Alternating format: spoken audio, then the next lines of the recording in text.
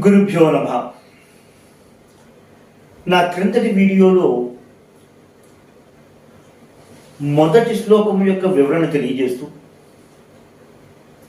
శివః దేవః శివశక్త్యాయుక్తో అనే పదాలకి విపులంగా అర్థాన్ని గ్రహించడానికి మనం ప్రయత్నం చేశాం. మొదటి పాదము శివశక్త్యాయుక్తో యది శక్తః ప్రభవితుం అన్నారు. అంటే శివుడు శక్తితో కూడి ఉన్నప్పుడు అతను శక్తిమంతుడై తన కార్యక్రమములను నిర్వర్తించగలుగుతున్నాడు అనేటువంటి విషయం తన మొదటి పాదంలో తెలియజేసి, రెండవ పాదంలో నచేదేవం దేవో నఖలు కుశల స్పందితుమపి నచేత్ ఏవం ఆ విధముగా కానీ జరిగి ఉండకపోతే, అంటే శివ శక్తుల కలయిక కానీ జరిగి ఉండకపోతే కలు నా కుశల స్పందితుమపి శివుడు స్పందించడానికి కూడా సమర్థుడు కాజాలడు అన్నారు.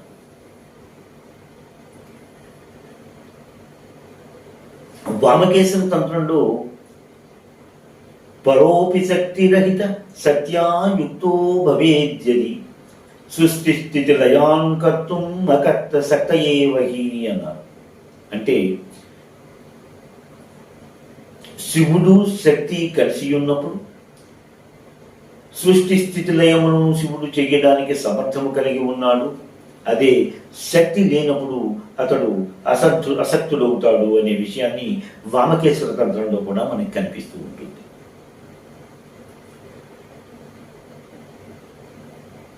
ఇంకా మూడవ పాదంలోకి వెళ్ళే లోపల ముందుగా మనం ఒక్క విషయాన్ని ఆకలింపు చేసుకోవాల్సిన అవసరం ఉంటుంది. శంకర భగవత్పాదులు ఈ శ్లోకంలో తెలియజేశారు కాబట్టి శివుడు శక్తి కలిసి ఉండకపోతే అన్న విషయాన్ని మనము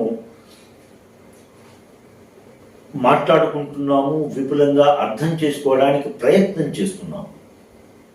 నిజానికి శివుడు శక్తి అనే శివశక్త్యాయుక్తో యది భవతి శక్తః ప్రభవితుం వారిని నచేదేవం దేవో నఖలు కుశల స్పందితుమపి దాని గురించి అతస్త్వమారాధ్య హరిహర విరించాదివిరపి మరి ప్రణవంతుం స్తోతుం కథమకుల పుణ్య ప్రభవతి. ఈ విషయాన్ని కొంచెం ఆలోచించవలసిన పని ఉన్నది కదా. ఒక్కొక్కసారి ఏదైనా రెండు వస్తువులను మనము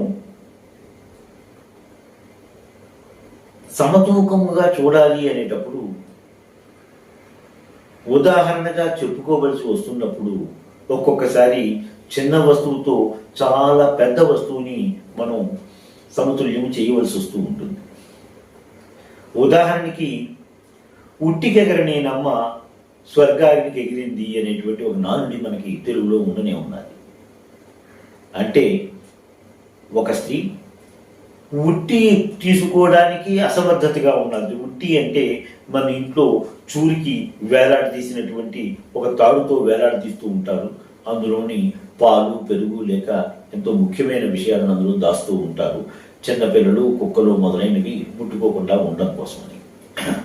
అటువంటిది ఒక వనిత ఉట్టిని అందడానికి ప్రయత్నం చేస్తున్నమ్మ స్వర్గానికి ఎక్కడానికి ప్రయత్నం చేస్తున్నది అనేటువంటి హాస్యాస్పదంగా ఒక నానుడి మనకి తెలుగులో ప్రాచుర్యంలో ఉన్నది.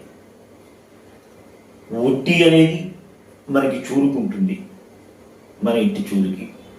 దాని తర్వాత ఒక చెట్టు చెప్పచ్చు, ఒక కొమ్మ చెప్పచ్చు, లేక ఆకాశం చెప్పచ్చు. అవేమీ చెప్పకుండా స్వర్గం గురించి మన వాళ్ళు చెప్పారు. అంటే ఉట్టిని స్వర్గాన్ని కూడా రెండింటిని అనుసంధానం చేయవలసి వచ్చింది.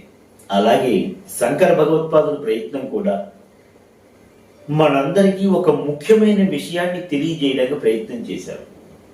అంటే అమ్మవారి యొక్క శక్తి సర్వ ప్రపంచంలోని సర్వ జీవులలోని కూడా అది ప్రవహిస్తూ ఉన్నది అని, అది కానీ లేనప్పుడు మన మనుషుల యొక్క లేక జీవుల యొక్క మనుగడే ఉండదు అనే విషయాన్ని చెబుతూ, అమ్మవారు కలిసి లేనప్పుడు శివుడంతటి వాడే అసమర్థుడిగా ఉన్నాడు, అటువంటిది మనమిత్తటి అనే విషయాన్ని తెలియజేయడానికి మాత్రమే శంకర భగవత్పాదులు ఆ విషయం చెప్పారు, కానీ ఇంకో విషయం కాదు. నిజానికి దీపము కాంతిని ఎలాగైతే విడదీయలేము, అలాగే మన ప్రార్థనా శ్లోకంలో చెప్పుకుంటున్నట్టుగా వాగర్థావివ సంపృక్తవు అని, అంటే వాక్కు యొక్క అర్థాన్ని ఎలాగైతే విడదీయలేము, అలాగే అయ్యవారిని అమ్మవారిని విడివిడిగా ఉండడము అనేటువంటిది ఆలోచించడము కూడా చాలా తప్పు. ఈ విషయాన్ని మనం మనస్సులో గట్టిగా నిలబెట్టుకోవలసిన విషయమే ఉంటుంది. అందుకనేసి నేను ఇంత విపులంగా చెప్పవలసి వస్తున్నది.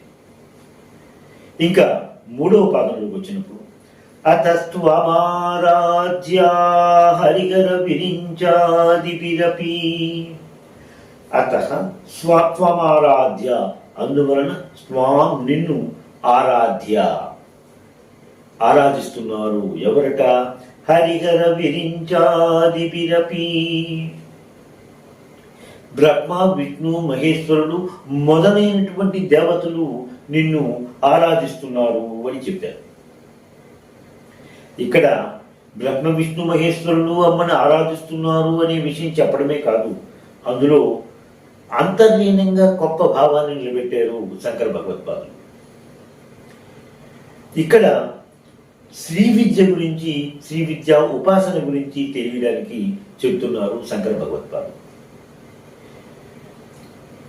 మనము ఇప్పుడు ఆరాధిస్తున్నటువంటి, మనం ఇప్పుడు ఉపాసనా క్రమంగా ఉపాసన చేస్తున్న విధంలో ఉండేటువంటి శ్రీ విద్య మనకి చేరకన్నా ముందు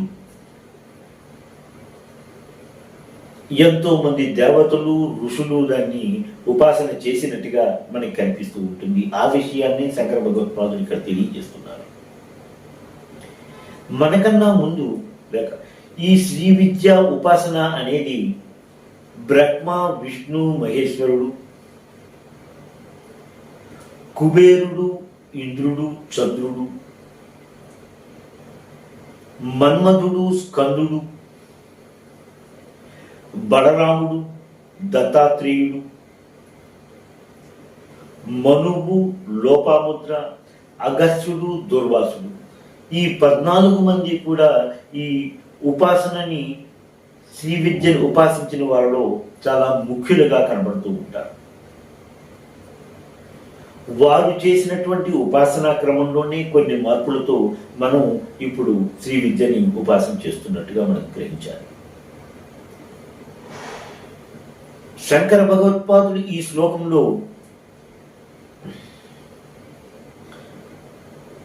శ్రీ విద్య గురించి చెప్తూ, శ్రీ చక్రం గురించి చెప్తూ, సృష్టి రహస్యాలను కూడా నేను తెలియజేస్తున్నాను, మనిషిలో ఉండేటువంటి కొన్ని నరముల గురించి, కొన్ని యొక్క చక్రముల గురించి, వాటన్నిటి గురించి నేను ఈ సౌందర్య లహరిలో మీకు తెలియజేస్తాను అనే విషయాన్ని తెలియజేస్తున్న విధంగా ఇది ఒక సౌందర్య లహరికి ఉపోద్ఘాతంగా ఈ శ్లోకాన్ని రచించినట్టుగా మనం గ్రహించాలి. ఈ శ్లోకంలో 2వ పాదంలో స్పందితుమపి అనేటువంటి పదాన్ని కూడా ప్రయోగించారు. దాని గురించి కాస్త విపులంగా మనం ఆలోచించవలసిన విషయం ఉన్నది. కదలిక అంటే బాహ్య చరణములు, స్పందన అంటే అంతఃచరణములు.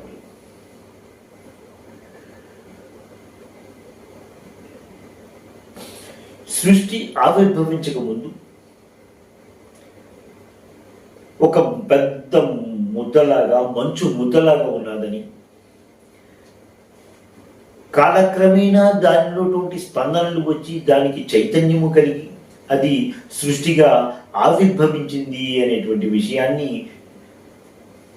నేటి శాస్త్రజ్ఞులు బిగ్ బ్యాంగ్ థియరీ అనే విధంగా తెలియజేస్తూ ఉంటారు. అదే విషయాన్ని అంతర్లీనంగా తెలియజేస్తున్నారేమో అన్న విధంగా శంకర భగవత్పాదులు శివుడు నిత్యము మౌనముగా ఉంటూ ధ్యానంలో ఉండేటువంటి వ్యక్తి, అమ్మవారి చైతన్య రూపంలో చైతన్యవంతుడై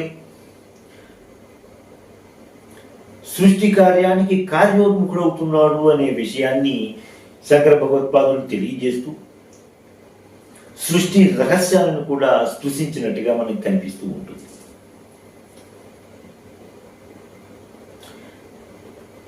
ఇంకా 4వ పాదంలోకి వచ్చినప్పుడు ప్రణంతుం స్తోతుం వా కథమకృత పుణ్య ప్రభవతి. నీకు ప్రణవనామాలు చేయాలన్నా, నిన్ను స్తోత్రం చేయాలన్నా గత జన్మ పుణ్యఫలము లేని వాడికి ఏ విధముగా సాధ్యమవుతుంది అని ప్రశ్నిస్తూ, గత జన్మ పుణ్యఫలము లేని వాడికి అమ్మవారిని స్తోత్రం చేయాలన్నా, అమ్మవారికి నమస్కారం చేయాలన్నా అది సాధ్యపడదు అనే విషయాన్ని శంకర భగవత్పాదులు ఈ శ్లోకం ద్వారా తెలియజేస్తున్నారు. లలితా సహస్రనామాలలో శివ సత్యైక్య రూపిణి, హరి బ్రహ్మేంద్ర సేవిత, పుణ్యలభ్య మొదలగు నామాలు ఈ శ్లోక భావానికి దగ్గరగా ఉన్నట్టుగా మనం అన్వయించుకోవచ్చు. ఇంకా గణపతి ముని తన ఉమా సహస్రంలో నిఖిలేషు ప్రవహంతీం నిరుపాది విమర్శయోగ దృశ్యోర్మిం అజరామజమామేయాం కామపి బందే మహాశక్తిం అని అన్నారు. ఈ సృష్టిలోని సర్వ జీవరాశుల యందు కూడా చైతన్య రూపముగా ఏదైతే శక్తి ప్రవహిస్తున్నదో ఆ శక్తి అమ్మవారే అని చెప్పారు గణపతి ముని. గణపతి ముని తన మరో శ్లోకంలో సృష్టి అంతా కూడా లయమైపోయినప్పుడు, సృష్టి అంతా కూడా స్తబ్దుగా పడి ఉన్నప్పుడు, అంధకారంలో పడి ఉన్న కాలానికి అమ్మవారు తమ చేష్టలతో ఆ సృష్టికి చైతన్యత్వము కలిగిస్తారు అనే విషయంగా కూడా ఆ మరో శ్లోకాన్ని రచించారు. మహాంధకార బంధురస్య భూత సంచయస్య వినిద్రితస్య సర్వ బీజనామ్ని మౌనముద్రితే సమంతతో విజృంభనాయ భాసమాన చాభవత్ మహాద్విదాయ చేష్టితం మమేయమిష్ట దేవత అన్నారు. ఆ విధముగా లయమైపోయిన సృష్టిలోని చైతన్యాన్ని ఎవరైతే ప్రవేశించేస్తారో ఆవిడే నా ఇష్టదేవత అంటూ గణపతి ముని తన ఉమా సహస్రంలో శ్లోకాలు చేశారు. ఇంకా శంకర భగవత్పాదులు చెప్పనప్పటికీ తరువాత వచ్చినటువంటి గ్రంథకర్తలు విశ్లేషణ చేసిన వారు, అందులోని కొంతమంది ఈ యంత్ర నిర్మాణము, యంత్రముల గురించి తెలిసిన వారు అయినటువంటి జ్ఞానం ఉన్నవారు ఈ శ్లోకానికి ఒక యంత్ర రూపాన్ని తెలియజేశారు. పటములో చూపిన విధంగా ఒక సమ చతురస్రాన్ని నిర్మించుకొని ఆ చతురస్రములో 4 కోణముల బయట చిన్న చిన్న వృత్తములను లిఖించుకొని ఒక బంగారు రేకుపై కానీ రాగి రేకుపైన కానీ ఒక యంత్రాన్ని లిఖింపజేసుకొని సమచతురస్రము మధ్యలో క్లీం అనే బీజాక్షరాన్ని లిఖించుకొని ఈ యంత్రాన్ని 12 దినములు ప్రతిరోజు పూజించి ఈ శ్లోకాన్ని 1000 పర్యాయములు పారాయణ చేస్తూ ప్రతిదినము త్రిమధురముని నైవేద్యముగా సమర్పించి, అంటే బెల్లము, కొబ్బరికాయ, అరటిపళ్ళ యొక్క మిశ్రమాన్ని త్రిమధురము అంటారు. త్రిమధురాన్ని నైవేద్యంగా సమర్పించుకొని 12 రోజులు అయిన తర్వాత ఈ యంత్రాన్ని తన శరీరమునందు, కంఠమునందు కానీ, భుజమునందు కానీ, నడుముకు కానీ ధరించిన వారికి సకల కార్యముల విజయము సంభవిస్తుంది అనే విషయాన్ని తెలియజేశారు.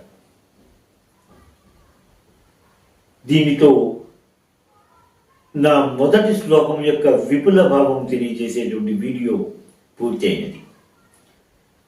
మరో వీడియోలో మరో శ్లోకంతో మీ ముందుకు వస్తాను. శ్రీమాత్రే నమః. స్వస్తి.